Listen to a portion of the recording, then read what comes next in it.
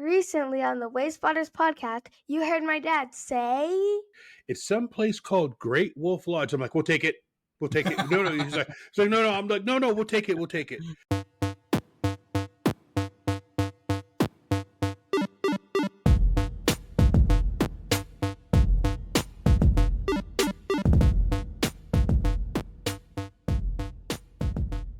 Hello, agents, trainers, keepers, pilots, eighth wallers, scouts, and our beloved explorers and wayfinders. Welcome to episode number 193 of the Wayspotters podcast. Here at Wayspotters, we want to do everything we can to help you become a better wayfinder. As we've always said, we want to educate, entertain, and excite. Wayspotters is brought to you by the good people at the Pokémon Professor Network and our friends at Pickaxe. And today, it's Thursday, October the 23rd. I'm Blame Jamal, and I'm here with Chris. What's up, my guy? Not much. We're excited in my house, getting ready for the World Series tomorrow. I got snacks. We're going to order pizza. I've been waiting 32 years for this. I said that after they won Game 7 against Seattle. I'm like, I've been waiting 32 years for this. And my son looked at me and goes, I've been waiting my entire life. And I'm like, all right, you win. Okay, you win. Yeah, you win. Yeah, man, I haven't really watched a whole lot of baseball this year, but I want to see this just because it's so good when there's like little backstories. And we were discussing that today with the Phantom plane going to Toronto, and, you know, what would the World Series look like if Ohtani had gone to Toronto and then the other guy had I mean, like, who knows? Like, the whole world could be tipped on its axis, but it's going to be a good World Series. I just hope it goes 6. Yeah. I don't have a dog in the fight. I just hope it goes 6 because then we'll see a good series. So that's where I just hope it's competitive. All right. So Chris, I wrote kind of a juicy show for today. I guess it's not spicy. It's just kind of juicy. But there was a post on the Wayfarer forum that talked about street corners being approved, not being approved, but being appointed in France, Italy, and Spain, and just being simply labeled as street corner A, street corner B, and they're appearing with 0 images. But before we get into that, you know what? Let's go to the news. And now, the latest Niantic spatial and Scopely news from the Wayspotters podcast, presented by the Pokemon Professor Network. So we're seeing reports that Emily might be down again. That thread with the cookie joke on the forum, somebody replied to it like a while after people stopped posting on it and was like, is Emily down again? And then a bunch of people were like, well, look at this absolute trash submission that I've gotten in my reviews. I think you're right. And then some ambassadors had to jump in and be like, listen, Cole is fun, but there are people behind that, Cole, so maybe let's pump the brakes on the hate a little bit. But there's a lot of people saying that they think that Emily's down, and I think it was Santino, it might have been Aaron, said, hey, thank you for the report, we'll escalate it to the team. So they're looking at it. I think it is down. I haven't done any reviews lately, but it's down again. That's not good. Second, voting for the AMA questions is done. The Wayfarer team is drafting responses. I believe the responses will come out on the 29th. So that's next Wednesday. Right in time for us to do a show on all of this. So look forward to that. The top 3 questions. Number 1 was the Wayfarer database is 13-year-olds. How about some housekeeping? That was from Scrawny Mouth. It had 43 votes. Number 2 was, can we split the rejection reason submission is not likely permanent or distinct? That was number 2. That was from T-Joe Me.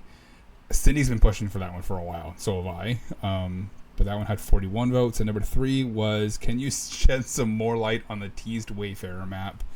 That had 40. So there was a bunch that had over 30. So I think that's kind of where the cutoff That wasn't number 1. What was that? Shocked. Yeah. Oh, yeah. Shocked that wasn't number 1. Yes, me too. Absolutely, me too. I thought that would be the runaway number 1 answer or number 1, but hey, it finished 3, so they'll get answers. It's interesting that the forum, after they closed it, I got like 15 notifications. It was like, oh, your vote has been released. I'm like, what? Are you even? Oh, it's the okay. It's the AMA. Because I guess you only get a certain number of votes for the bugs. I think it's 2, but this I don't know how many they gave us for this. I used Yeah, I like think 10 it's of them. 2. I think it's 2. But we will do a show on their responses after they give them to us. So that's all I got for the news. All right, so let's go ahead and jump right into topic number 1. Get ready for topic number 1. All right. So for topic number 1, we're going to talk about this street corner thing. So, Chris, can you bring up the graphic of what it looks like in France, Italy, and Spain, just so we can show all the people who are watching us on YouTube? For all the new YouTube viewers, thank you so much. For all the people who are watching on Spotify, thank you so much as well. So what you're seeing here, Chris, is this is what it looks like when you go into Pokemon Go and you pull it up. It's this Wayfarer symbol, and it's gonna say street corner at then the name. So what's going on here? People were wondering, is this a bug? Is this a test run? Is this a shift in criteria? So we're gonna unpack this street corner thing and talk about what it might mean for us as nominating public and us for as reviewing explorers. So I want to read part of the initial, or I want to read part of the official response from Niantic Tintino. And it says, "Thank you for bringing this up. You're seeing waste spots at some street corners and bus stops in your town because we're conducting a limited experiment in select areas within Italy, France, and Spain. We conduct experiments like this all the time," or actually it says from time to further enrich the gameplay. I hope this helps. Okay, Chris. So, some time has passed since this has happened, and we know a little bit more since I kind of wrote this. But I kind of want to go over this kind of piece by piece and talk about it because there's some things that could potentially affect eligibility, criteria, and the way that we do things, right? Now, we know some answers to some of it, but for those of you who might not be on the forum every day, let's kind of start. So I want to start with how this might potentially affect eligibility. Are street corners going to be treated as legitimate waste spots, even without unique imagery or strong significance? What do you think?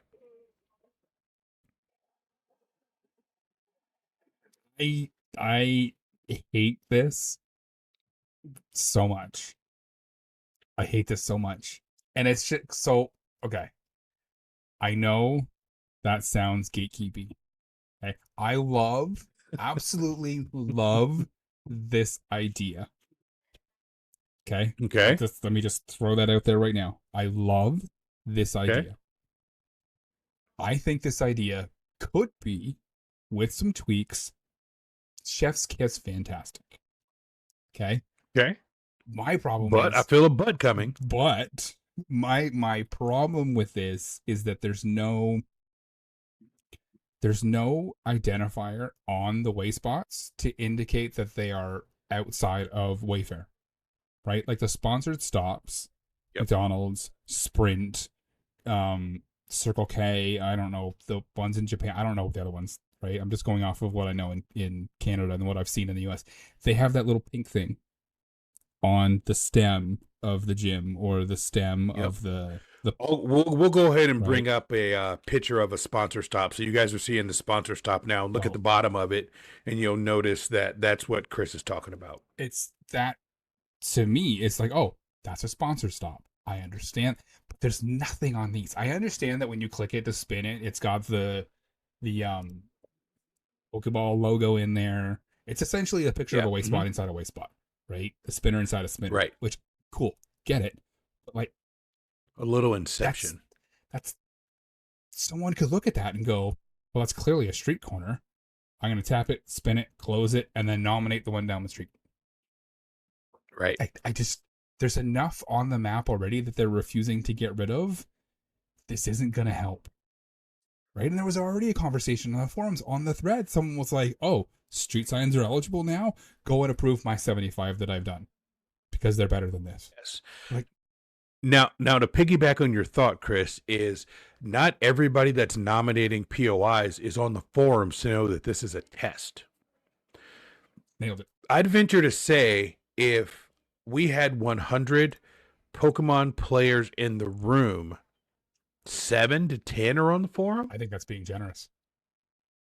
right? Now, that's not to say they're not Wayfarers, but that are actually following on the forum. I'll be generous and give 10%. If you pull worldwide 100 Pokemon players, 10% are on the forums. Now, of those 10%, maybe 4 or 5 saw this, right? Because we can go and look on the forums and see how many people have viewed the topic. And if you think globally, 1,000 people saw the topic out of all the people in the world. So I can see how, and I won't say the person's name because I just won't. They're like, approve my 150 street corners that I've been arguing for this point for years, and they think that Niantic has validated them by doing this. Now, to back up a little bit, Tintino said that they do these limited experiences from time to time. My question to you is, Chris, what would have happened if someone didn't notice this? Were they trying to slip one past the goalie and got caught? Is that what happened? Hope not. Like, they're better at communicating than that. I think maybe they ran this experiment and maybe didn't think that it would be that big a deal. But then if that's the case, they're vastly underestimating their forum base. You know what I mean? So anytime they do something, it's a big deal. Right. Like, people notice things. Yeah. Right. Like, you noticed when Pogo added commas to the experience when it popped. Yes. Like, people notice these things. People like, and it's, so I wonder, and I'm just going to throw this out there. I wonder if this was one of those things that the Pogo team did without really consulting the Wayfarer team, and they were just like, blah. And now the Wayfarer team's like, cool, I remember that email. Nowhere in that email did you say that you were doing it today. I've had that happen. Exactly. You know what I mean? And now that working in corporate America, we've all had that happen. Exactly. Yeah. But like, Right. Just the lack of, hey guys, this is what we're doing, immediately after they flipped the switch, or like maybe right before, and say, hey guys, in the next day or so, you're going to see a bunch of these things pop up. This is what they are. Here's my other question. Are they obligated to tell us when they're running a test? Oh, absolutely. Or should they be able to run a test? Yeah. So they should. Yeah, okay. That's fine. No. All right. My other point. Now, remember, I've been predicting this all along, that I said Scopely, when they came in, could say, hey, we're just going to arbitrarily drop a POI in a cell that does not correspond with something in the real world. Remember, I said this April, May, whenever it went through, May 23rd, when they cut the map off. I said, I bet Scopely's going to go, hey, more things, more money. So let's just put some things in these rural areas to give them something to do. Now, Chris, here's the thing that I've seen nobody talk about. Nobody has mentioned this at all. Are these POIs going to count towards cell density? And are these going to trigger a gym? Nobody's talked about that I've seen. What question?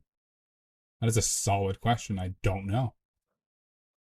Have you heard anyone bring that up? That if there was 5 POIs in a cell and they drop this street corner in there, does that trigger a gym? And then when the test is over, does that gym go away? I mean, these are like legitimate questions, aside from the belly aching about, oh my God, da-da-da-da-da. That's a legitimate question that could affect future gameplay. That's a solid question.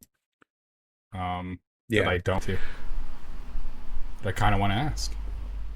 You know, I kind of want to ask in this thread that question, because because if it's a test, right, and it's a limited time thing, and it's going to be around for a month, 2 months, because they said that part of this is they're analyzing the statistics, which is probably how many people spin usage it and how many unique people spin it, right? So they could say, if 4 people spun it 12 times, maybe that area is rural for a reason, because there's nobody that plays there, right? Right. Or if 700 people spin it 800,000 times, that area is Yes. the problem, right? And Yes, they need this, exactly. but, like, I don't know. Yep. So then the other thing is, what should reviewers / nominees watch out for? Street signs, risk versus, landmark, blah, blah, blah. And I think we got that answered. So Tintino said, or maybe it was Aaron, one of them said, you don't have to worry about reviewing because these are not going to pop up in reviews. If you see a street corner in reviews, reject it because we are putting these on ourselves. So I think that kind of alleviates people going, oh my God, reviews, blah, blah, blah, and having to make a decision. So I think we're good there. But here are some of the potential pitfalls that I want to cover. And I'll just kind of go over these and we can figure out which ones we want to talk about. Many reviewers are worried that these types of submissions are going to flood the system and lead to a surge of coal because they appear generic or lacking supporting evidence, meaning that 90% of people that I talked about who aren't on the forum are going to go, oh, that's in the game, I'm going to go nominate mine. Now, for nominators, you should avoid submitting typical street corners unless they meet the, distinct, permanent, and exploration social hub criteria. I don't see how they would, but they might. And then for reviewers, you should treat these new street corner posts differently. And then looking ahead, could this experiment signal new opportunities? This is what I want to talk to you about, Chris. Could this experiment signal new opportunities for rural / suburban areas with few distinct landmarks, or will it open the door to spammy waste spots? What safeguards, not gatekeep, but what safeguards might Wayfarer need? That's what I want to hear from you. So this is the great part about this, is that if you do this correctly, then you're putting spinners in areas that don't really have places for spinners, right? Like if you live in a rural town and all you've got is a convenience store, a gas station, and like a diner, sure, you can put the diner in, but you're not getting much else. So absolutely, this could benefit rural trainers all over the place and rural wayfinders all over the place. And that's kind of the whole point, is to give things in areas where people play so that they can spin and they can get to a level where they can participate in Wayfarer quicker so that they can actually nominate things in their area, right? Right. But if it's temporary, sure, right? Like if that area just doesn't have things, then maybe you make it permanent. Maybe you say, okay, that's just going to stay there forever just because Joe and the 15 people that play in that little town have a Pokéstop. Now they have 3, right? But the problem is, and this is the same thing I mentioned before, is that you've got to find a way to distinguish these things on the map so that people know that's what it is. And it's just, you can't nominate street signs. That's kind of the protection that I think that Wayfarer needs, is because you're right, there's not a lot of people on the forums. And if you're just, because there's nothing in the news either. Like you open up the game and there's nothing. So, yep. How have those 15 people to know if they're not on the forums, they're not on Twitter, it's not in the in-game news? How are they? Oh, I just saw this pop up. I'm gonna go to that town and nominate all the street signs there. And now there's 2. Now you got a ban because you've nominated a bunch of stuff that's eligible, and you're just thinking, "Am I losing my mind here?" Right? Like that's right. No, you totally like grabbed that right out of my lungs that I was gonna say. That's it, because the fact that Niantic picked France, Italy, and Spain, to me, I've got questions about that. They've always done, up to this point, everything very San Franciscoized, right? Everything has been 1:00 Pacific Standard Time, right? We're not going to do it at GMT or UTC. It's going to be 1:00 San Francisco time, so they can have control over it. So the fact that they picked 3 non-English speaking countries 8 hours ahead of San Francisco this is why I kind of get that they try to slip one past the goalie vibes, because why didn't they do it in rural areas of the U.S.? There's plenty of rural areas in the U.S. where they could get their hands around it. They picked the other side of the planet, non-English speaking countries, and did it in rural areas there. So that just makes me wonder, like, we weren't supposed to know about this test until it was over, and some eagle-eyed person saw it and picked it out. Maybe that's why they didn't say, hey, we're going to do this. And the other thing, Chris, that I want to get your perspective on, and I'll shut my mouth because I really think you're qualified to answer this question, is should we as Wayfarers be offended that Niantic is doing more things outside of the Wayfarer system and putting things on the map that we have zero control over? We had power spots, and now we have this.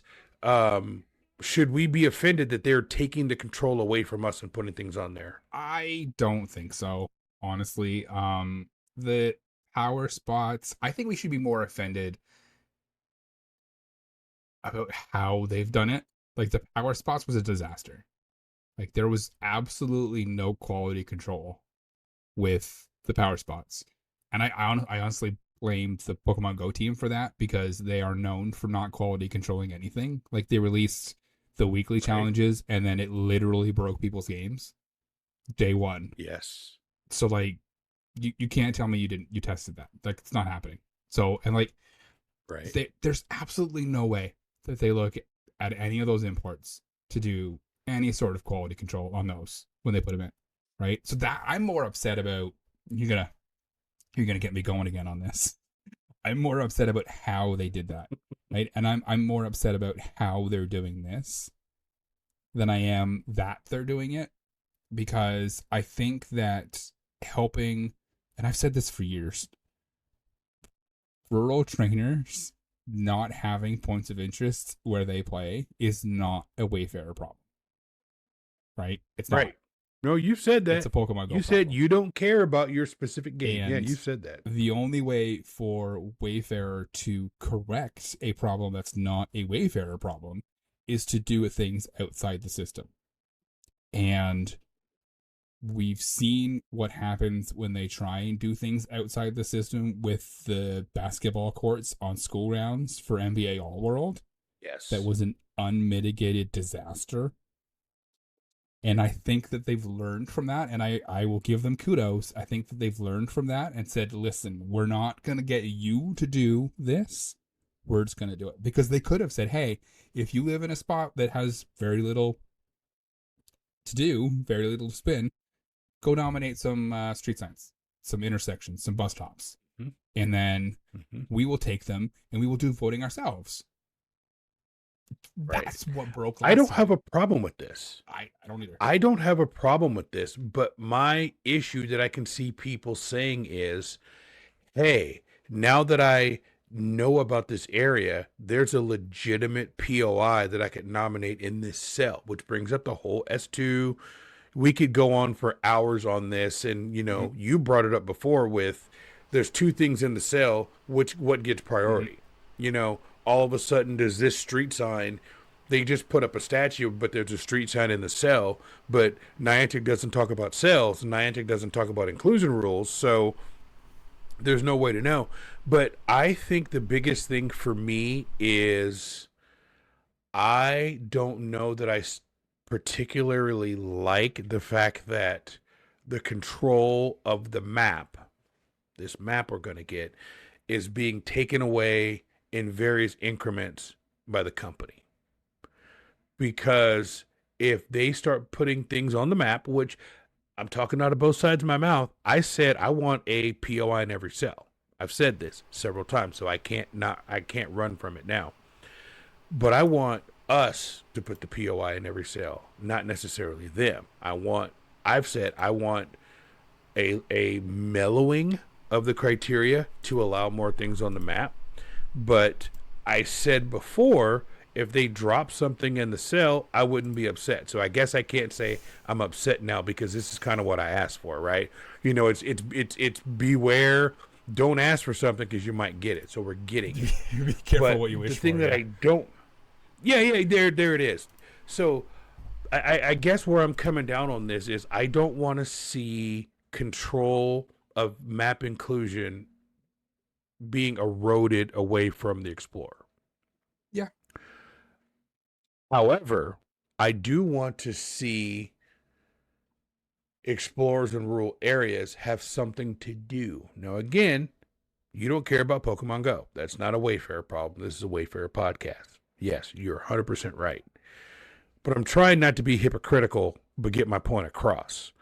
I don't mind it, but now that it's here, I don't know if I like it. Does that make sense? Yep. Yep. So, and I just worry that... Okay, let me go on a whole nother tangent for a second. Let me go on a complete other tangent for a second, but it's related. For those of you listening to the podcast, for those of you watching this on Spotify or on YouTube, if you are on the forums, have you noticed in the last 2 weeks how many new posters have been on the forums? Have you noticed this? We have a bleep load of new people on the forums who are asking some questions that are like, oh my God. I'm like, this person is going to get flambéed for asking this question.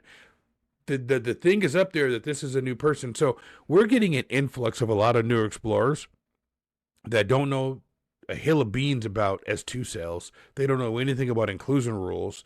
They're just here trying to get their Pokéstop on. They're asking, hey, can I move this to the other side of the building so it'll show up in another game? And like, there's like so many people right now, Chris, clutching pearls that I laugh out loud. The pearl clutching that's going on right now is off the charts. So I go back to my original point of, if these people don't know the basics about why my Pokéstop is not appearing in the game, how are they going to know to distinguish that I see this on the map and I should have one too? If you've got one on your side of town, why isn't my street corner on my side of town? And I won't say bus stops. We're going to talk about bus stops in topic number 2.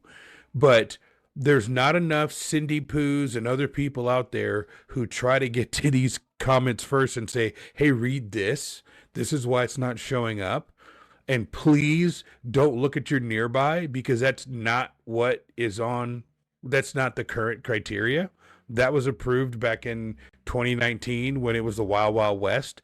And I think that's a really bad user experience, because people are going to look and go, oh, look, I'm spinning this. It's in the game. There's another one over there. But when I nominate it, I get told that it's not, but I see this one here. And Wayfarer doesn't do a good enough job with education to explain why that is. Now, you and I know it. And I would say 90% of the people listening to this podcast understand that. But to our new listeners, they might not understand why their X is not eligible when there's 2 of those X's where they can see it. You nailed it. You absolutely nailed it. And this is where, it comes back to the onboarding, right? And like, you should have some sort of 10-question quiz. Just a bunch of stuff, and then a 10-question quiz. I'm not saying a quiz to say, hey, if you fail this, you don't get access to Wayfarer like it was before, right? When people were terrified to take this test for Wayfarer when it first launched. They were. Because they were like, I heard if I fail it twice, then I could never do Wayfarer ever. And it's like, well, that's true, right? And it sucks, but the Wayfarer test is not that hard. Like, I take it, I passed it. Mm-hmm. It's great. Like, I had people in Plattsburgh like, I want to do this, but I don't want to lose my access forever. Can you sit with me and do the test with me? And I was like, sure. Right. And I just sat there, and I would say, they would read the question and they would look at the answers, and I'd be like, okay, what do you think the answer is? And I'd get there to this. I'm like, okay. And I would prompt them. I didn't give them the answers, right? But I would prompt them with questions that would make them think. And then they would get there on their own, right? Before you joined the podcast, we did a patron Zoom call, and we went over the Wayfarer test. Did you? Oh, that's so cool. I can't believe I missed that. We did, yeah. And it's like, now I just think that there should be like a quiz, and it's one of those learning ones that I have to do for work every 6 months. And it's like, here, you do the thing. And then in the middle, we like, hey, here's a question about what you just learned. And then if you get the wrong answer, you'll be like, Yes. that's not right. Here's why you're wrong. And then you carry on. And one of the questions should be, if I see something on the map, does that mean I can go nominate that thing somewhere else? Yes or no? And then you'd be like, well, yeah. And then they'd be like, no, you're wrong. Because just because you see it on the map doesn't mean it's eligible. Please review the eligibility criteria. Right? Or if you hit no, you're like, correct. Eligibility criteria is greater than the map. Now, here's the thing. I have professional licenses for what I do for work, for what I sell. I'm licensed in like 4 states, North Carolina, South Carolina, Michigan, and Virginia, right? I have to take continuing education courses throughout the year, and then I got to take a big test every 2 years to keep my license, right? And why do these states require this? Because things change. Exactly. And things change, and they want me to stay up to date on what is a legal way to sell insurance in these states. Because what I can sell in South Carolina is very different than what I can sell in Michigan versus North Carolina and Virginia. So I have to stay on top of my CE courses, and I got to take courses on how to sell annuities and all these other things. I personally would not be opposed to some kind of continuing education for Wayfinders. Yep. Because if you think about it, I started with OPR. I took the test way back at OPR. Let's say you're Heracross Boss, right? Who's not listening to this because he's a scrub. But anyhow, Heracross Boss. I can say that because I know he's not listening, although I'll probably tell him to listen. Yeah. But he's my buddy, right? He's a good friend of mine. He and I started, actually, he started OPR before me. He kind of brought me in, right? You know, I always called him my mentor. But he took the test many moons ago, 7-8 years ago, and he hasn't done Wayfarer in a long time. There's a lot. He doesn't know about Emily. He hasn't done Wayfarer since Emily. So a returning person like that, there's things you need to know. It's don't even think about it, people, as being a test. Think about it as, hey, things have changed since the last time you've been here. Let's take you around the block and show you what's new. I like to approach it that way because you put test or onboarding and people start to, again, clutch pearls and think you're being a gatekeeper. But it's like, look, since the last time you were here, there's some updates. Let's go through it. So that's kind of how I like to look at that. Yeah, I mean, that's a great way to look at it. I think people would hate it if they logged into their game every 6 months and then all of a sudden you hit new nomination. It was like, hey, before you do that, we've got some things for you to look at. And you'd be like, it's test day, right? And then people would groan. They would answer the questions. And then they would carry on because, like, it would take 5 minutes, right? But don't you think that would make things better? 100% think it would make things way better. Way better, especially if you made people do it the first time. Like, the first time you log in, you have to go through the 10 slides that just cover the basics. Yes. Like, garbage cans not eligible. Just because it's on the map, it's not eligible. Make sure you don't put your kids in the picture. Just like things that Wayfarers who have done this forever take for granted. Stupid things that we look and go, wow, that's a rookie mistake. And then you go, light bulb. Like the whole Gru thing. Light bulb. I just realized why people make rookie mistakes because nobody ever tells them that they're rookie mistakes because they're rookies. And then, like, 6 months from that day, you have to do it again. Or maybe it's a year. Maybe 6 months is too much. Right. Maybe it's a year. Yeah. Like once a year. Right? Just say, hey, here are the things that have changed in the last year. Click, click, click, click, click. Yeah, I understand. Thank you very much. Carrying on. Right? Like when they were like, malls are eligible now. Like, hey, FYI, malls are eligible. What category do malls fall under? Be like, great place to exercise. Sure. Like, great place to be social. Yes. Do you know how many people had to use appeals because the masses didn't know that they were eligible? I had to use all my appeals because people didn't know the criteria had updated. People still don't. People still don't. This is true. This is You know, like that. And I don't want to bring up old wounds, right? But the NBA All World thing, when they were like, hey, basketball courts, schools, you go, we vote. And then they all went into regular voting and they all got rejected because people were like, that's on school grounds, you dummy. Reject. And I'm like, I'm running all of my appeals. And in every single appeal, I'd be like, you said that you were going to take care of this yourself. And then they didn't. And then they were just like, oh, by the way, NBA All World, it was terrible. Nobody liked it. We're canceling it. So let's go ahead and report all of the, sorry. I'm like, mess. I was so mad. I was so mad after that whole thing because I got a bunch of. I remember just like a bunch of basketball courts because I went ham. I went out and I went ham. I'm like, you want me to nominate stuff? Bet. Got you. They all got rejected. And I was like, this is making me mad because I'm a numbers guy and I like my acceptance percentage to be like pristine and nice and you're hurting my numbers. And as opposed to me, who I've got like 7 things that I've nominated 6 times. Yeah. Oh, it's not to get off track here, but did you see that community center thing a while ago, like 2 years ago, I nominated like a building in a park. It was like a clubhouse. Got rejected. So went, tried again, got rejected. So then I appealed it. I was like, I'm going to win this. I'm going to appeal it. But that's just back when appeals took forever. So I appealed the second one by mistake. And then I realized as soon as I clicked it and typed it and was like, yes, I'm going to appeal this. I'm like, why did that seem really familiar? Like I had typed those words before. So then I looked and I had accidentally appealed both of them. And so I tweeted it. I think it was a tweet. I tweeted it and I was like, I'm a dummy. And then someone from I think it was Tibbs from the Wayfarer team saw it and sent me a message. It's like, hey, FYI. Oh, yes, that's right. I fixed it for you. Okay. Yeah, so I remember that. Yep, I remember. The better one of the two and rejected the worst one, which I didn't tell him which one to do. That's right. He did that on his own. And I was like, thank you very much. Right. Which was good. I apologize. Yes. I'm an idiot.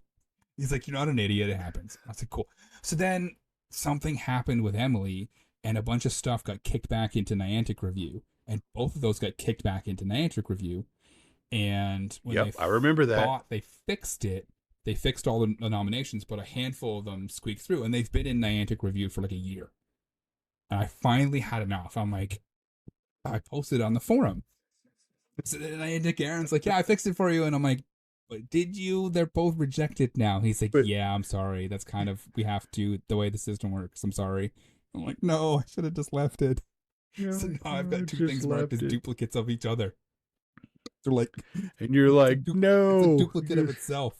Anyway, Spider-Man. Yeah, it's Spider-Man meme. It's like, but now, like that's gonna be on my thing, on my stats forever. There's 2 duplicates. And there should only be 1.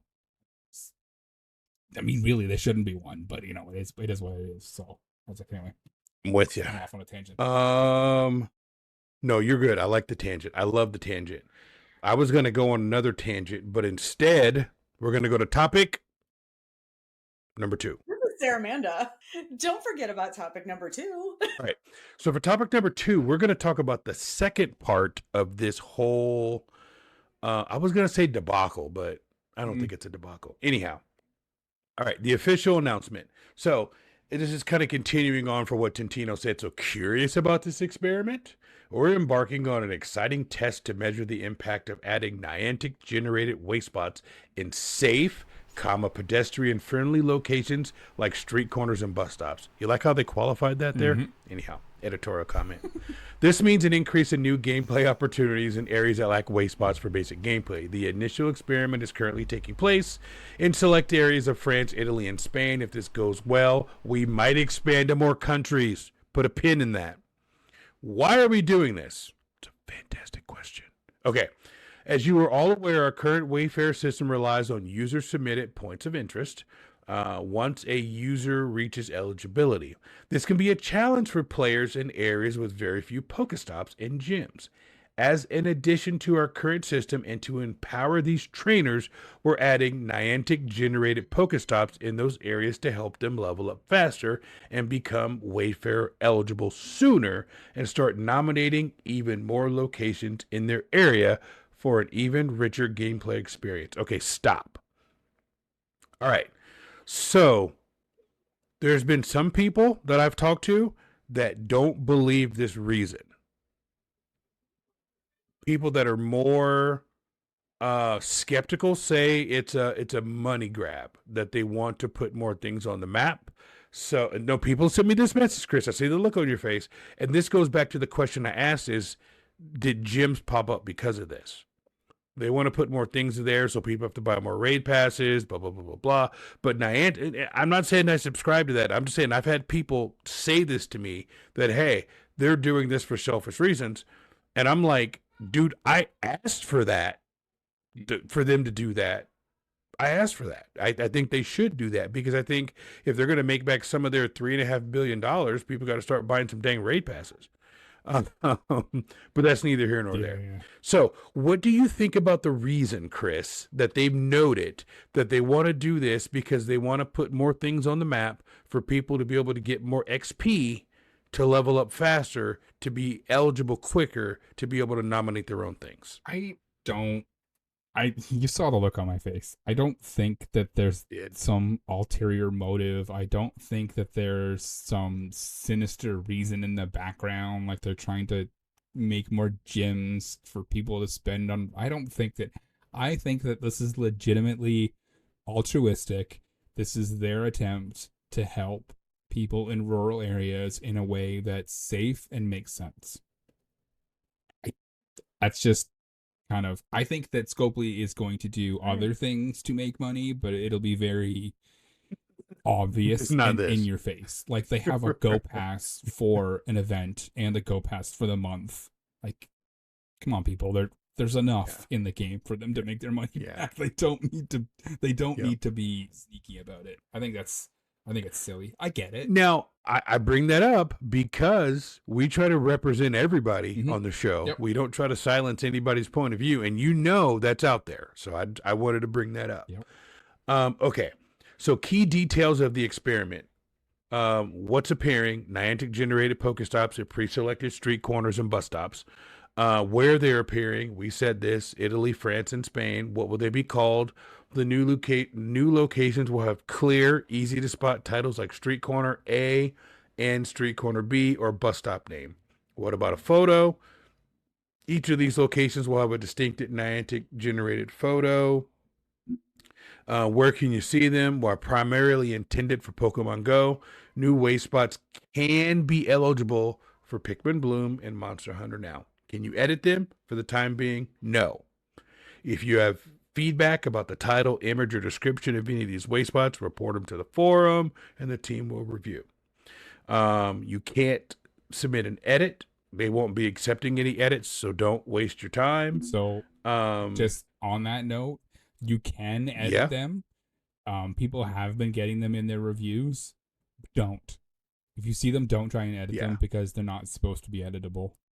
Cindy asked if they can just turn and nothing's it off, gonna happen with it. but like you can't. Yeah. I don't know. I mean, I'm sure they can, but like just FYI. Nothing. It's gonna be like the old man yelling at the cloud. Yeah. Nothing's gonna happen. No good can come of this if you try and edit these. Correct. So their recommendation is just to skip if they come across your flow. Here's the important thing. This is what is kind of buried. This should have been at the top, in my estimation. Are all street corners now eligible? Nope. Wayspot nominations by Wayfinders still need to comply with Wayspot criteria. Niantic generated Wayspots like these are meant to address gameplay gaps in areas that need them. Right? They buried the lead. That should have been the main thing. Hey, you're going to see some Wayspots at places that you don't normally see. Why? Because we're trying to address these gaps. Do as I say, not as I do. That should have been the lead. All right. Can you nominate street corners in these test countries? No, not at this stage. If I report these, will the submitter be warned?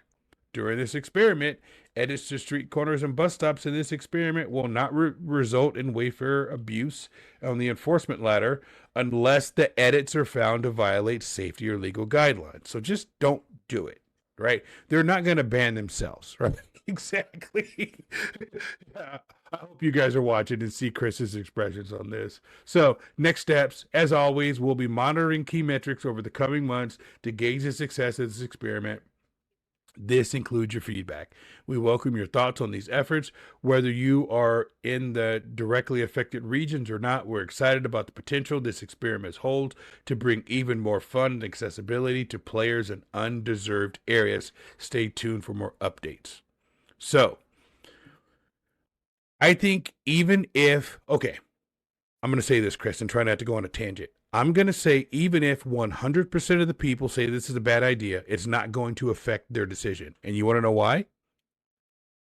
Because of what you said, NBA All World. I think this was I think this was the only time Wayfarers locked arms and said, we all agree. Nobody thought basketball on K-12 was a good idea. I don't think one person thought it was a good idea. Yep. And you know what? They did it anyway.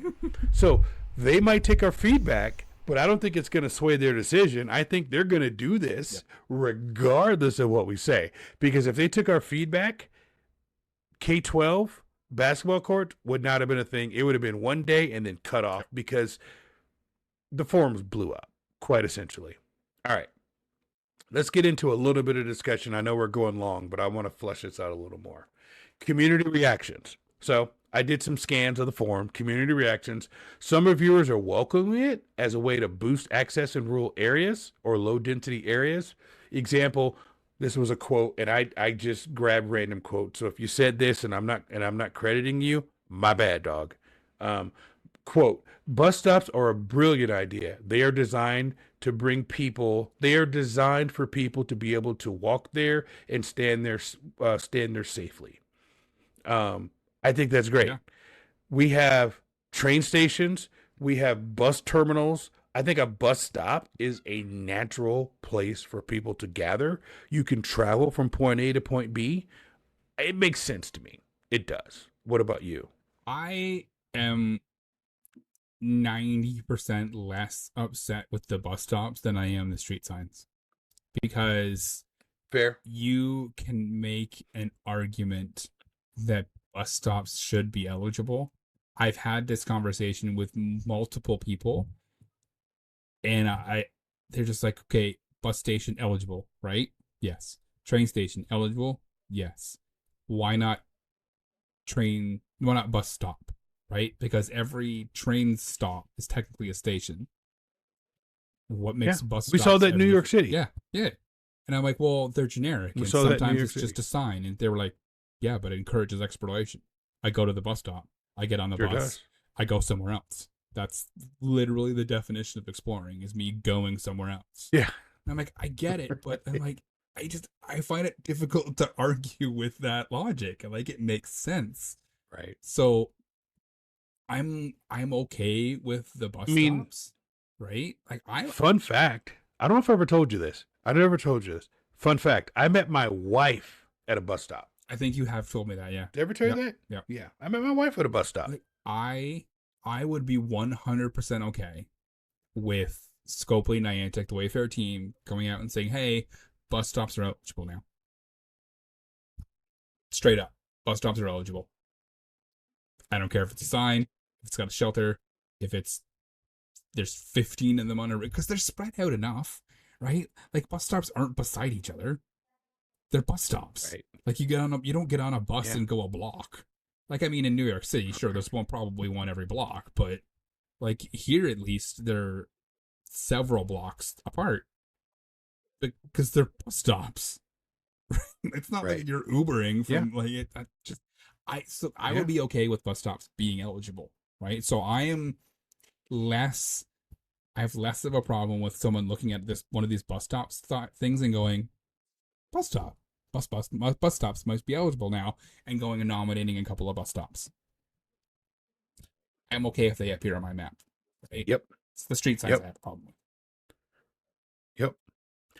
All right. So review implications. If bus stops are now being treated as legitimate imported waste spots, how should reviewers approach nominations of bus stops by everyday users? What qualifies beyond, hey, there's a bus stop here? I think you just answered it. But here's the way I want to spin it to you, Chris. This is one that drives me crazy on the forum. Is when they say trail markers. Oh, well, there's a trail marker every quarter mile. There's too many of them. We can only have one trail marker every 200 kilometers. And I'm like, it's a trail marker. I personally do not have a problem with nominating every single trail marker on a path. Because if we're talking about inclusion rules, only one is going to appear in each cell. So if I nominate 10 trail markers, if I nominate 10 bus stops, not all of them are going to show up. I don't have a problem with things on the map. My opinion, right? Blame Jamal's opinion. I'm not speaking for Chris. Is some people have a problem with putting things on the map. They want one thing in an area, and I'm like, flood that SOB. Let's go. Right? And I don't care if every trail marker looks the same. It notates a different part of the dang trail the same way a bus stop would. Oh my God, there's 100 bus stops in the city. Okay, there's 100 POI, and about 23 of them will appear on the map because they're all in the same dang cell. So chill out. I completely agree. I completely agree with you. I honestly think that if you were to just say bus stops are eligible now, what does it harm? Right? Because how is a bus stop? Like, I get a bus station is a hub for people to, but like, who's being social at a bus station? Nobody. Absolutely nobody. Right? Like, you might sit down beside someone. Right, you're trying not to talk to people. Honestly, if you're traveling, you're trying not to talk to people. 90% of people are trying not to talk to people. Right? And everyone knows that one guy who's like, I'm going to talk to everybody. Like, no, I'm on a bus. Okay? I don't want to talk to you. I have my headphones in. Right? Yeah. We all know, like, sometimes you sit down. Like, I do this when I travel. Right? Like, I sit down. Be like, hey, how's it going? Oh, I'm good. How are you? Oh, I'm good. That's it. Where are you headed? Oh, I'm headed to Chicago. Right. Well, where are you headed? Oh, I'm headed to New York. Oh, cool. I've been to New York. It's a fun place. All right, cool. Headphones in. I'm not being social. Yes. I am going to explore somewhere. Right? How is a bus stop any different? Right. Exactly. Right? And you bring up the trail marker thing. Like, they're all trail markers promote exploration because you go and find the next one. What are you doing on a bus? You're going to the next stop. You're just doing it on a bus. And not... How many Pogo players take the bus places? A lot. A lot. Mm-hmm. Oh, for sure. Heck yeah. And wouldn't you love... I get it. We're not... It's Wayfarer's game agnostic, right? But like, if I can look on the map and go, oh, there's 7 bus stops in that direction, I'm going to go that direction. Mm-hmm. Right? I think that... I don't get it. I don't get why they're not, right? And I get some people make the argument. It's going to be that distinct. They're not unique. No, I was on a trail a couple months ago, and like, it had 17 trail markers. Most of them were in Pogo. They all looked exactly the same. They all served a legitimate purpose, because if you didn't have that, you wouldn't know where you were. Right. So get off that. Some of them had directions and some of them didn't. But like, it's a chunk of wood with an arrow on it. And sure, this arrow's pointed that direction. This arrow's pointed that direction. This arrow has 2 arrows on it. This one has a picture of a turtle on it. That doesn't make them that much different than the other ones. They just, I'm sorry, they don't. For sure. Right? And bus stops, sure, they all look the same. But it's not about what it looks like. It's about the purpose that it serves. And there are people on the forums who make this argument with people all the time. Like, I don't care what it looks like. If you're nominating as a good place to be social or a good place to explore, what it looks like doesn't matter. Is that the function? And this is the argument with neighborhood signs. People are like, oh, it's a good place to explore. And be like, is it? Is it a good place to explore? Because it's a sign. But like for some people it is. But like a bus stop is a literal thing that you get on something to travel to another spot. For all you listening, neighborhood signs just caught an unnecessary stray there, but I'll let it slide. I've been holding Just that the whole unnecessarily, show. unnecessarily caught a stray. Neighborhood sign is just kind of sitting there like, oh. I've been holding on to that reference for the whole show, trying to work it in. No, I'm sure you have. All right, last thing on this. So, long-term concern. I think we've kind of answered this, but I want to bring it up. Will this shift blur the line between community significant waste spots and functional infrastructure stops? What can we do to maintain the quality while embracing accessibility? I think we kind of talked about that. Yeah. But that is going to be the argument of some people, that this could be considered functional infrastructure as opposed to community significant waste spots. And I think we both just said we don't believe it's necessarily functional infrastructure, that it is a community significant waste spot. Because if you live in New York City or Chicago or any other big city with a really good transit and you don't have a car, Darker Solstice lives in Chicago. Darker Solstice does all of their travel via foot, bus, or train. We talked about this a couple episodes ago. So to them, it's not functional infrastructure. It's a community way to get around. So we have to get out of this mindset of thinking of me, and what works for me and my experiences, and think of other trainers, game agnostic, and say, just because I don't travel this way or I don't do this, that doesn't mean someone else doesn't, and it's not good for them. So I think we kind of talked that to death. So, yeah. All right, let's quickly go through One's Gotta Go, so we can get to the back half of the show. So let's go ahead and play that jingle. One's gotta go. One gotta go. One gotta go, y'all. One gotta go. Wait, one gotta go? Yeah, this one gotta go. One's gotta go. One's gotta go. One's gotta go. One gotta go. 4 items to be on the list, but one gotta go.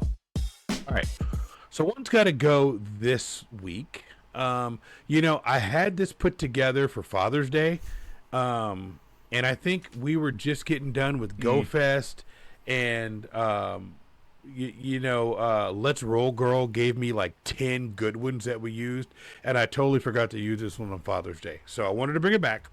So for you guys listening to this and watching this, this is a very Father's Day-esque One's Gotta Go.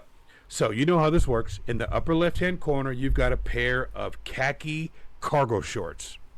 In the upper right-hand corner, you've got a pair of white New Balances. In the lower left-hand corner, you've got several grilling tools, a spatula, tuning fork, and in the bottom right-hand corner, you got a fanny pack. So Chris, being a dad like I am, first of all, how many of the 4 do you have, and then which one's gotta go? I have 3 of these, and the fanny pack's gotta go. I have never liked the fanny pack. I've never owned a fanny pack. I never will own a fanny pack. Goodbye. See you later. I have like 4 pairs of khaki shorts. Wow. Grilling tools, clearly. I have sneakers, sure. Fanny pack, 100%. Like as soon as you sent this to me, I'm like, this is the easiest One's Gotta Go we've ever done. You know what's funny? I just got a brand new fanny pack the other day. So, I'm a season ticket holder for the Panthers, and we had to pick a gift. They gave all the ticket holders a gift. And it was like a little figurine. There was just some things that's like, I'm never going to use it. And then the last one was a fanny pack, a Panthers fanny pack. I was like, oh, that's kind of cool. Avery has now taken it, and she uses it as a shoulder bag. But so the fanny pack's got to say for me. So for me, my One's got to go on this one is specifically the white New Balance. Because remember, I told you, I've never had a pair of sneakers that weren't Nike. Yeah. So if it was just random sneakers, those would stay. But because it's the white New Balance, the stereotypical dad shoe, for me, that's got to go. Yeah, like I don't think I've ever owned a pair of white New Balances either, but I would. If they were comfortable, I would put them on my feet. I don't care. Like the pair of black shoes. Oh, dude, show historian Matty G. Yeah. Matty G swears by his New Balances. Remember, we went to the New Balance store in New York. Yeah. I don't even know who makes the pair of sneakers that I have right now. I have absolutely no idea who crafted them, what brand they are. I bought them at Walmart. I put them on my feet. I was like, this is comfortable. And they're my shoes now. I bought them for GoFest because I didn't have sneakers, because I typically don't buy sneakers. I have like boots for the winter, and I have flip-flops. Right? So it's just, I don't wear a lot of sneakers, but I'm like, I'm not going to wear boots in New York City in the middle of the summer. And I'm definitely not wearing flip-flops trying to walk 100 kilometers in 2 days. That ain't happening. So I bought sneakers. You would have been Blister City. My back would have been, my back would have been terrible. So I bought a pair of sneakers. But I was yeah, for sure. It was bad already. Yeah, so like. Remember that day we got back to the hotel and Trainer Mystic like ghosted us. And I took my shoes off and I had that blister and I'm like, I got to put my shoes back on. If I take my shoes off, I'm not going to be able to get them on tomorrow. I do. Remember that? Like, I do, oh my God. Yep. All right, let's go to break. We're going to come back. We're going to play some dad jokes right now. We're going to come back with Wayspot of the Week and Coal of the Week, and I think you will all like them, so we'll be back in just a few minutes.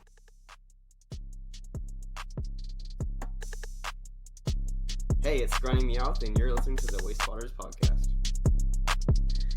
This is A is for Andis, Florida's most hated Wayfarer. You're listening to the Wayspotters podcast. This is Lizzie B. Darcy, and you're listening to the Wayspotters podcast. Are you serious? This again? It's season 3. Why aren't eggs good at keeping secrets? Because they crack under pressure. I told my houseplants that I really loved them. Now they won't stop rooting for me. My GPS told me to take the next right turn. So I pulled into the nearest church parking lot, sat there, reflected on my decisions. What do clouds wear under their clothes? Thunderwear. Why did the broom enter the race? Because he knew he could sweep through the competition. I woke up early this morning, about a half an hour early, and I spent about a half an hour trying to grab the fall. And then I realized I missed. I told my phone I needed some space. Now it won't stop showing me NASA reels. The Wayspotters podcast, episode 197. You've got Chris, you've got Jamal, and we appreciate you guys listening to us talk about the bus stops and the street corners. And I hope you enjoyed the dad jokes because, quite frankly, I had to walk around the block because I was laughing so hard, and I'm the guy that wrote them and recorded them. Anyhow, all right. So let's go head first into Wayspot of the Week. Here is a beautiful example of a Wayspot of the Week, which may or may not be a 2-story mural. Thank you, Elf from Space. This is, in fact, a 2-story mural. All right, so I'll take the first one, Chris. So this one comes to us from Grandpa TP, and it's called Mural of Cultivation. Mural based on cultivation history. Could have got a little more from the description, but it doesn't take away from the picture. All right, so what you guys are looking at is a back of a brick building, and it is 2 stories, and there's like a little chimney on the upper left-hand side, but what you're looking at is they've painted a face on this mural, and it's blue sky is the forehead, and then there's little like tropical islands with palm trees are the eyes, and then there's like sand/desert for the face, and then there's like these reedy tree, like roses or tulips for the chin, and the mouth and the nose are kind of made out of the natural landscape. And there's people like tilling the fields, and there's this lady with the ponytail. It's really well done, because you could look at this mural 3 different ways and see 3 or 4 different things in there. You could look at it one way and not see the face, and you could look at it another way and not notice what the face is made of. I love this. I just wish we had more of the story other than they're just cultivating the land. I'd love to know the history behind this. I don't know about you. Ask and you shall receive. This image shows the mural Roots by Chilean artist Dasik Fernandez, located in Newburgh, New York. It was created for the Newburgh Mural Project. And David Dasik Fernandez is known for his large-scale multicultural murals that often address themes of social justice, environmental sustainability, and cultural diversity. So, this is one of those things that we talk about. This is how easy it is to get stuff. Like Justin, host of Special Conditions, yes, and Special Conditions, ChatGPT'd a picture of a mural earlier to get the artist and the mural name. Right? This I just searched with Google Lens. Yeah. While you were talking, and I got a bunch of information. Right? Nice. So that would have been great for the person to do that and to put it in the nomination. Yeah. So Grandpa TP, I don't know how close you are to Newburgh, but go back and edit it. Yeah, there you go. This is the thing. Like, all you got to do is take the picture, and then with your phone, search with Google Lens. You can get all the information you want. But yeah, this is a beautiful, beautiful mural. And I would assume that this is part of the mural because it was part of the mural project. This is kind of one of them sustainability things. Give it the field. Exactly. So, yeah. Yep. It makes sense. Yep. All right, let's go ahead and jump into Waste Spot of the Week number 2. Here is a beautiful example of a Waste Spot of the Week, which may or may not be a 2-story mural. Love this mural. This is from Tom Wee, and this was in the Pokemon Professor Network Discord, and I just happened to click on the channel right after this was posted, and so I tagged you, and I was like, I posted this. Are you seeing this GIF? Because this is just absolutely gorgeous. It is a probably 3-4 story mural, and the mural is kind of like broken up into rooms, so like you could see inside the building, and it's just a bunch of cartoon characters doing their thing. One person is sitting down and it looks like he's painting on the wall. Someone else is sitting in front of a video camera. There's a guy in a top hat that looks like he's in front of like a ladder that's kind of sideways, and it's super colorful. It's super vibrant. It's called Inside the Theater mural. So it's on the theater. Commissioned by Totally Stockport and created by Captain Chris in October 2025. This mural on the side of the Garrick Theater in Stockport is designed to celebrate creativity, community, and the magic of live performance. So it's basically a bunch of cartoon characters doing live performance things, like a guy's painting a set, and the one woman is getting the camera ready to record, and then there's a bunch of people who are building a set, and then there's a guy who's practicing. It's fantastic, right? And to put this on the side of a theater, people are going to walk by and go, holy crap, what's this? Oh, there's a theater there.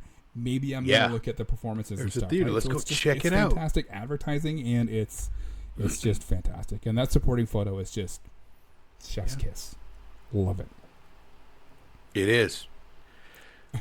I would really hope that if Tom Wee is near this and gets a gift, I'd love to get this gift. I would pin this all day long. I don't know how close they are to this, if this is a bonus area or whatever, but this would be a great gift.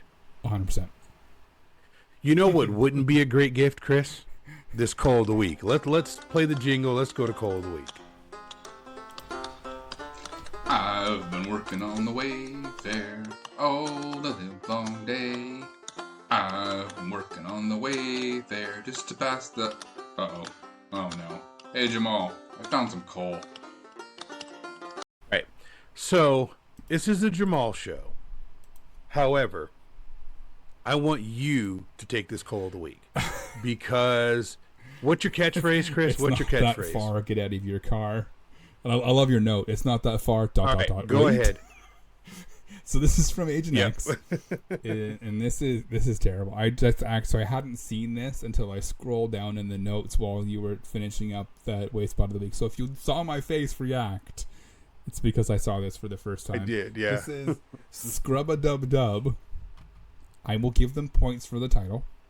Scrub-a-Dub-Dub. The description is an all-American car wash. So it is a car, which first of all is not eligible. It's a car wash. Second of all, they took the picture from inside their car while their car was in the car wash. So it's just a picture of a bunch of water droplets on their windshield, and you can kind of make out the logo in the background behind the water drops. Like, it's just, I get it. I understand what you're trying to do. You're trying to get your car wash approved, but wait until you're outside of the car wash and take a picture of the outside. When I saw this, I'm like, oh, this is like, I'm like, Chris, I dare you to say it's not that far. Get out of your car. I dare you to say it. This is one of those situations where I don't want them to get out of their car because they would get soaked. Exactly. Coal of the week, for sure. Hey, man, you got anything else? I do not. All right, I'm going to go ahead and sign us off, and that is it. That's going to do it for this episode of Wayspotters. Now, you know, we can't end an episode of Wayspotters without thanking our wonderful people behind the scenes. The first up is our incredible executive producer, KatettheKonz. You rock. Huge thank you to you, KatettheKonz, for all of the jokes that you tell in the Discord and all of the other things that we don't talk about on the show, which is also amazing. We love you. And, of course, we want to give a special shout-out to our show historian, Maddie G, for keeping the record straight from day one. Now, Maddie G, I do want to apologize that your New Balances caught a huge stray this week, like right between the eyes. But sometimes that's how it goes. All right, so if you like what you heard today, here's how you can stay connected with us. Number one, you can follow us on socials. We're on Twitter at Wayspotters. We are on Instagram at Wayspotters Podcast, and we are on TikTok at I Make Wayspots. And if you've noticed, shorts are back. We love interacting with you, so don't be shy. Come say hi. Number two, check out the website, www.wayspotters.com. From there you can download episodes, send us a message, or even shoot us an email at wayspotters@pokemonprofessor.com. Number three, we've got a hotline. That's right. Call us, 704-426-3710. Leave a voicemail, and you might just hear yourself on a future episode of the show. Or if you're being brave, you can tweet us a voice message. Fun fact, Chris, people can text us at 704-426-3710. We'll read your text. So if you don't want to call, shoot us a text and let us know. Just be nice. Now, some of you are watching this on YouTube, and for those of you who are not, please visit our YouTube page, youtube.com/@WastespottersPodcast. And Chris, while the good people are there, what should they do? Like this video, click subscribe, and also click the bell to be notified whenever we post a new video. Right, number four, if you want to support the show, the best way to do it is by joining the Pokemon Professor Network Patreon. For as little as $1 a month, you'll unlock access to the Discord where you can hang out with fans and creators from all the shows across the network, including Sleep It Off, After Darkrai, Special Content. Oh, I messed that up. Okay. Number four, if you want to support the show, the best way to do it is by joining the Pokemon Professor Network Patreon. For as little as $1 a month, you'll unlock access to our Discord where you can hang out with fans and creators from all the shows across the network, including Special Conditions, Gotta Watch 'Em All, Purified Podcast, Good Morning Johto, Sleep It Off, After Darkrai, Lord Up, and of course your favorite, Wayspotters. It's a fantastic community and we'd love to have you there. And finally, the simplest way you can help us grow, give us a rating on the app you're listening to right now. 5 stars really helps the show, and if your podcatcher allows you to leave a review, do it. one of us will read it right here on the show. That's all we've got for this week. Thank you for listening and being the best part of the Wayspotters family. We will be back next week with more stories, more nominations, and more fun. Last thing, Chris, I want to tease something.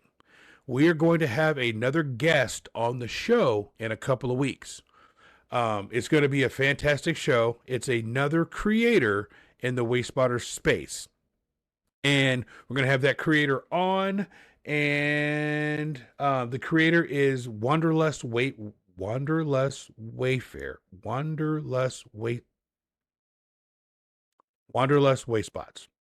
Will be on the show. And you can find them on socials. I will put their Instagram in the show notes, Wanderlust Wayfarer. So their Instagram is great. It's a kind of a journal of all of the POIs that they've nominated. And I did confirm that all the ones that are on their Instagram are ones that they've nominated to go into the game. So that's going to be a fun show where we're going to get a chance to highlight another creator in the space. You looking forward to that, Chris? I am. I went through their Instagram, and there's some pretty cool stuff on there, so I'm really excited for that. Yep. Now remember, guys, what's a few meters between friends?